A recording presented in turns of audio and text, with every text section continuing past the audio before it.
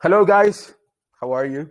So today is Thursday, and what better day to start writing than a Thursday morning, right? So some of you already have, some of you were asking me, and like, at what moment should we start writing? When is it that we need to start writing? Well, today. Today is the day that you're going to start creating your story. Well, not start creating, but start actually developing it, because you already have some great ideas here in mind. I am surprised, and I'm very proud of what you have accomplished so far. And I'm really looking forward to read all your stories. It's amazing. Some of you are quite crazy. Some of you are very dark.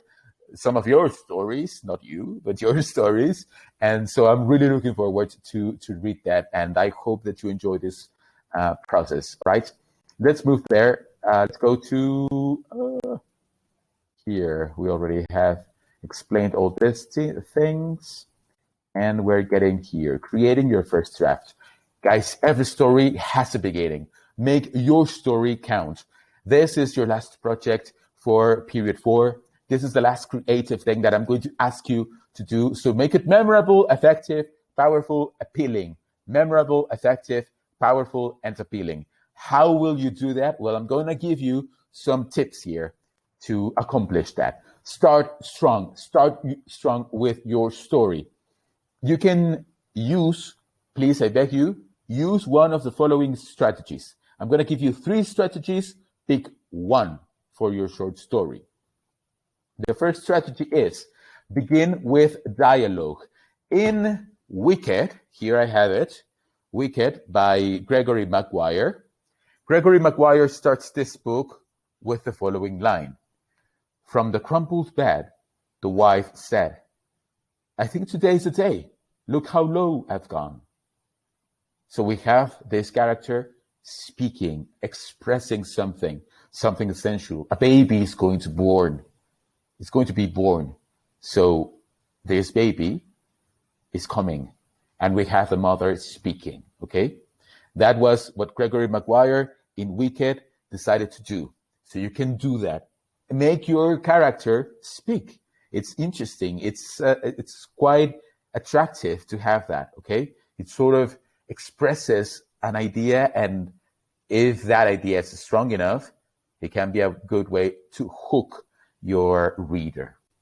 Let's move to begin with action. So the first option, begin with dialogue. The second option, begin with action, like what Susan Collins does in Hunger Games. I have it here in Spanish, Los Juegos del Hambre, but Hunger Games. When I wake up, the other side of the bed is cold.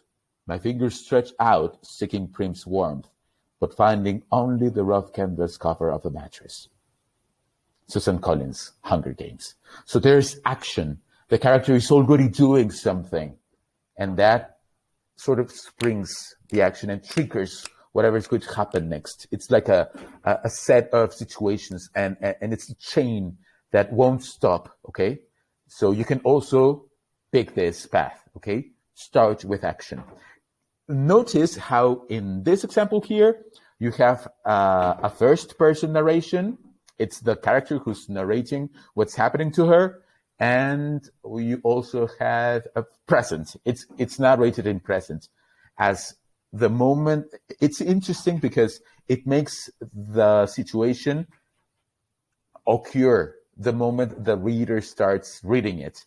It's like bringing it to life every time the reader experiences the book. So that's a very interesting choice.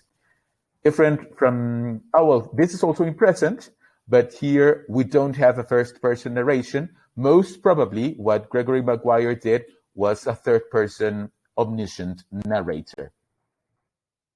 Then let's go with Stephen King's It. This one here, Stephen King's It. Have you ever read Stephen King? He's amazing, guys. I strongly recommend Stephen King. For those who like terror, Stephen King is really good. He starts it with this. The terror, which would not end for another 28 years, if ever it did end, began, so far as I know or can tell, with a boat made from a sheet of paper floating down a gutter swallowed with rain.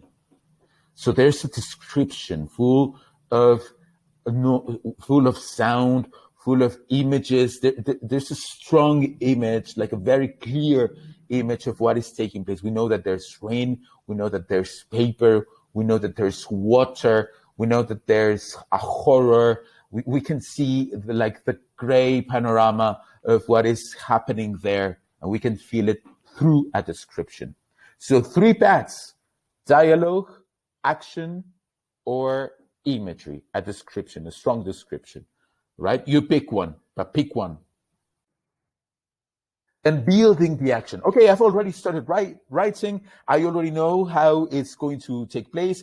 I know the elements that I'm going to include because I already know my plot line. But now, how am I going to build the action? Consider these elements, guys. Use action that shows what the protagonist is experiencing.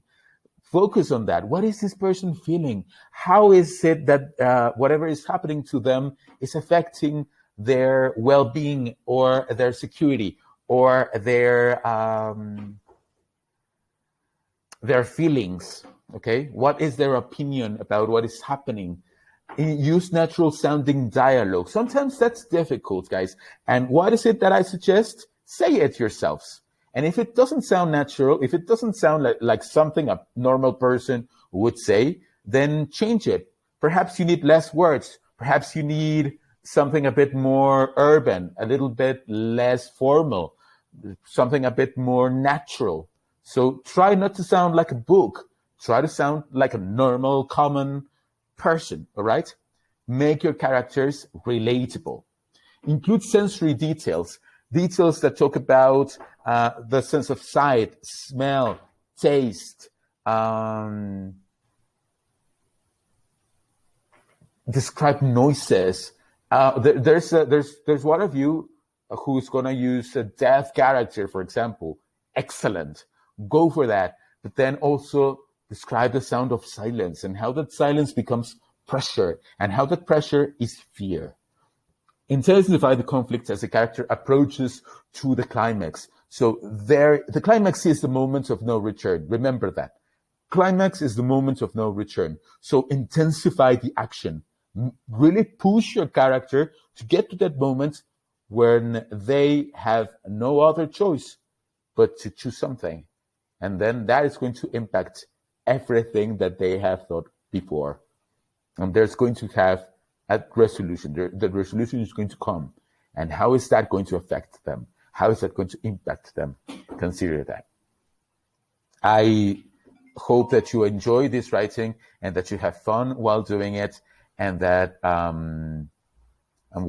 okay? Enjoy, have fun, and I'll see you tomorrow, all right? I thank you for everything.